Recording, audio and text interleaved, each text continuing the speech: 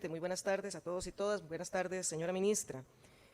Quisiera consultarle varias cositas y vamos a ver cómo vamos saliendo con el tiempo y si no, pues le pediría que me contestara por escrito.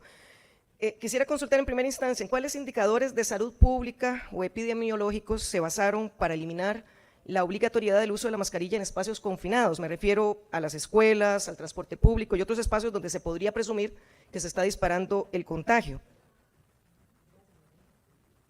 Adelante. Claro que sí. Nosotros hicimos varios estudios, dentro de los que acá tengo algunos y se los puedo indicar. Casi un 80% de la población lo que estaba utilizando eran mascarillas de tela o quirúrgicas, donde realmente la protección que se está brindando en 25 minutos es casi nula. Muy poca parte de la población tenía acceso a utilizar mascarillas de alta protección, por lo cual, al igual que en la mayoría de países, se elimina la obligatoriedad, pero se sigue incentivando. Entonces, esa parte es muy importante. Nunca se eliminó la mascarilla, solamente se quitó la obligatoriedad y realmente los casos han disminuido. Entonces, ahí es mi duda. Si las muertes disminuyen, los casos disminuyen, creo que nos dejan enseñanzas. Cuando usted me dice que tienen estudios, son estudios de carácter epidemiológico. Sí, señora. Bueno, le agradecería que me los hiciera llegar. No termino de entender cómo se habla de eliminar la obligatoriedad, pero incentivar. No me queda claro cuál es la estrategia de incentivos, si tal vez usted me lo pudiera aclarar. Claro que sí. Vamos a ver. Esto se hace a nivel mundial. No, aquí, la política del Ministerio de Salud. O sea, cómo ustedes quitan la obligatoriedad, pero incentivan.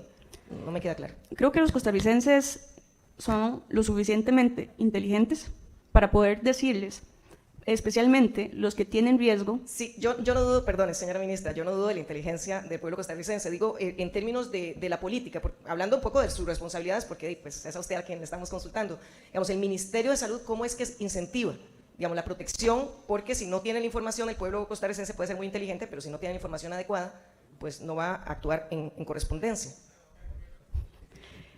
La información adecuada la tiene, nosotros seguimos incentivando a que se utilice. Es importante, por ejemplo, en este momento, casi que la mayoría de los niños que están internados, ni siquiera por la OMS está recomendado en niños pequeños la utilización de las mascarillas. Ajá. ¿Verdad? Entonces, pero en escuelas, en colegios, estoy hablando de menores de edad, ¿no se está incentivando?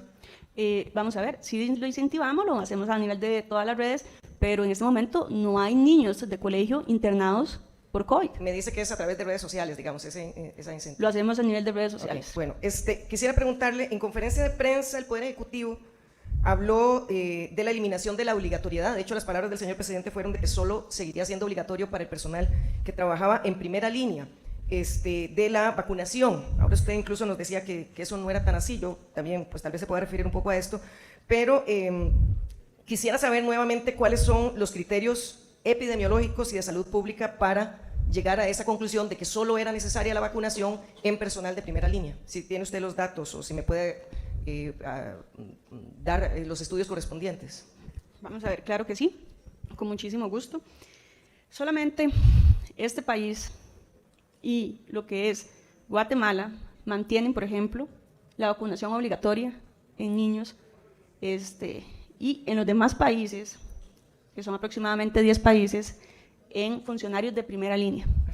Solamente Costa Rica ha dicho que, más Ecuador, que se debe mantener sin ningún tampoco criterio. El criterio es, si dejamos la obligatoriedad, las vacunas no se vencen y se pueden colocar. Entonces… Okay, o sea, no se utilizó criterio epidemiológico para definir que esa era la necesidad, el que solo los trabajadores en primera línea tuvieran que vacunarse, sino es un criterio de oportunidad administrativo, diríamos. No, vamos a ver. Si hay personas que sinceramente, por A o B, que no son de primera línea, tal vez trabajan en la parte administrativa, decidieron que no se querían vacunar y no atienden pacientes y no están en contacto con las personas, no veo el problema, ya que sabemos muy bien que esto lo que hace es proteger que usted no se muera, diferente a las otras vacunas que hacen que usted no contagie a los demás. Gracias. Quería consultarle, ¿me podría usted explicar cuáles son los criterios o consideraciones, ya no los indicadores, que hacen que una vacuna tenga que ser obligatoria en un país? Ok, eso es algo muy local. ¿Por qué? Porque lo estamos viendo en esta misma vacuna. Normalmente, al inicio se indicó que iba a ser obligatoria. Pero ¿cuáles son los criterios en términos de Salud? O sea, ¿cuál es el criterio técnico? ¿En qué ¿Cuáles una- son los que utilizó el Ministerio de Salud, por ejemplo? Ok, dentro de los criterios técnicos y que por eso se le solicitó a la Comisión Nacional de Vacunación que nos brindaran los criterios técnicos para obligar a utilizar la vacunación, al final de cuentas son que disminuye la muerte de las personas, que eso es muy importante y eso lo mantengo. O sea, usted tiene menos posibilidades de morir, hasta 4 veces, Ok. pero también, vamos a ver, no, en ningún momento se dice que usted no va a transmitir la enfermedad. Ok, voy a dejarlo hasta ahí porque realmente se consideran otro tipo de criterios, normalmente necesidad de proporcionalidad, evidencia de suficiente seguridad de vacunas, abastecimiento suficiente, son los criterios que normalmente se utilizan. Le voy a dejar una pregunta para que me la responda por escrito porque se me acaba el tiempo. ¿Cuáles son las acciones que se están tomando para recuperar la trazabilidad del COVID, para poder prevenir contagios e identificar mejor la ubicación de los recursos del Ministerio de Salud y de la Caja? Se lo dejo para que tal vez usted me lo conteste por escrito. Le agradezco. Con gusto. Muchas gracias, diputada. Tiene la palabra el diputado Ortega Gutiérrez Antonio por 5 minutos.